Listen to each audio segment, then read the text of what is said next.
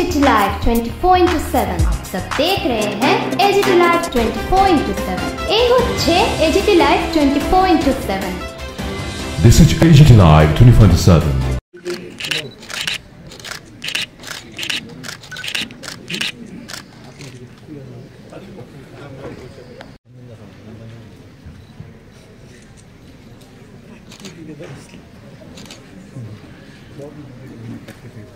এরপর আজকের অনুষ্ঠানে যারা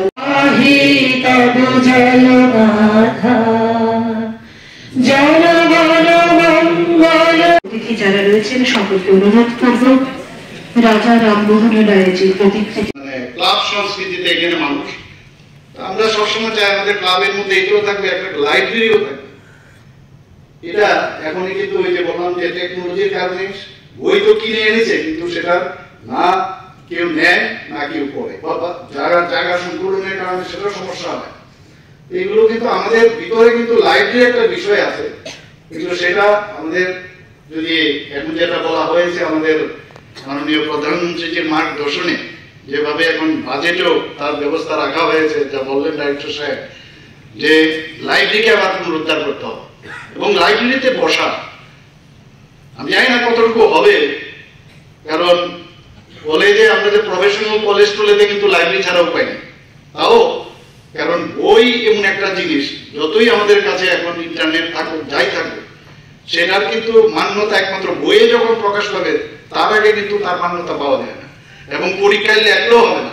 আজকাল ট্রিটমেন্টও কিন্তু দেখা যায় অনেকে সব ট্রিটমেন্ট মানে গুগল খুলে ট্রিটমেন্টও মানে শিখে নেয়, কিন্তু এতে লাভ হবে না, মানুষ মরে যাবে সেই ট্রিটমেন্ট করলে।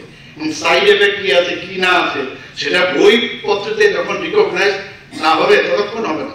বই এখনো কিন্তু একটা বিশাল রিকগনাইজেশনের বিষয় এবং নিজেকে আবিষ্কার করারও বিষয়। আমরা ভারতবর্ষে আজকে শুধু রাজা রামমোহন একটা সমাজ সংস্কারক শিক্ষাবিদ, কুসংস্কারের বিরুদ্ধে সারা জীবন উনি পরিশ্রম করে গেলেন। আজকে আমরা যারা এখানে আমাদের ছোট ছোট ছেলেমেয়েরা আছে বা আমরা যারা আছি, আমরা ওনারা এই সমাজ সংস্কার করেছে বলেই মানে আজকে কিন্তু আমরা একটা মানে ভালো অবস্থার মধ্যে আছি।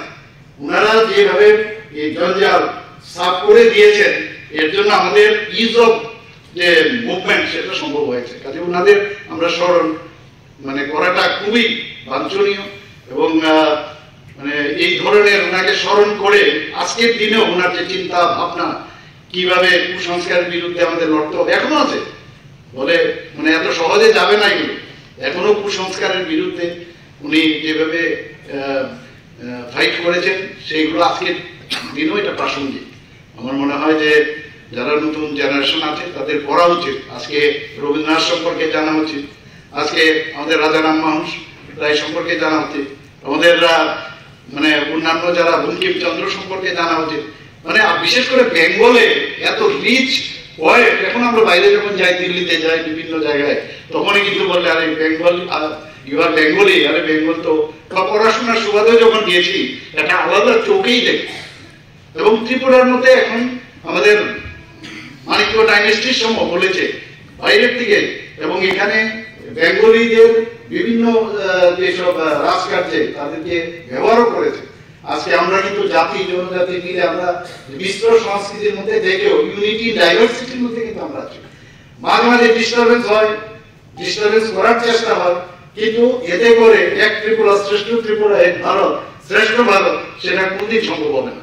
এবং যখন আমরা এই ধরনের মুনি ঋষিদের বিষয়ে আমরা জানবো, বুঝবো যে কত কষ্ট করে এই ধরনের বিভেদ যাতে আমরা বিভেদ হয়ে যাতে আমরা কাজ না করি, বিভেদ নিয়ে যদি আমরা বিভেদের মাধ্যমে মানে একজন আরেকজনের থেকে দূরে সরা, তো বিভেদের মাঝেও আমাদের যে মিলনের যে কথাটা ওনারা বলে গেছেন সেটা এখনো প্রাসঙ্গিক।